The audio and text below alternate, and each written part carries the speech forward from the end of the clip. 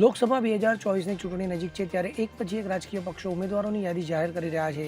અગાઉ કોંગ્રેસે ગુજરાત રાજ્યના 3 ઉમેદવારની જાહેરાત કરી હતી, ત્યારે આજ રોજ ફરી એક નવી યાદી જાહેર કરાઈ છે. આ યાદી પાર્ટી અધ્યક્ષ મલ્લિકાર્જુન ખડગેએ જાહેર કરી છે અને તેમની અધ્યક્ષતામાં યોજાયેલી કેન્દ્રીય ચૂંટણી સમિતિની બેઠકમાં આ ઉમેદવારોના નામ નક્કી કરવામાં આવ્યા છે, જેમાં કોંગ્રેસ દ્વારા આજ રોજ વધુ 6 નામોની જાહેરાત કરવામાં આવી હતી. આ જાહેર કરાયેલા નવા નામોની યાદીમાં પાર્ટીએ ઉત્તર ગોવાથી રમાકાંત ખલાપ અને દક્ષિણ ગોવાથી કેપ્ટન વિરિયાતો ફર્નાન્ડિસને ટિકિટ આપી છે. આ ઉપરાંત મધ્યપ્રદેશની 3 બેઠકો અને દાદરા અને નગર હવેલી બેઠક માટે ઉમેદવારોના નામ જાહેર કરવામાં આવ્યા છે.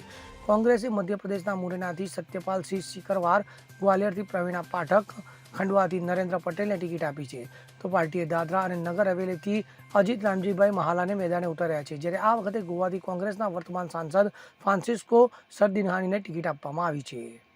Bureau report, CN24 news. હવે જુઓ દેશ દુનિયાની તમામ ખબરો તમારી આંગળીના ટેરવે. ઉઠાવો મોબાઈલ અને Google Play Store પરથી ડાઉનલોડ કરો અમારી CN24 ન્યૂઝ મોબાઈલ એપ.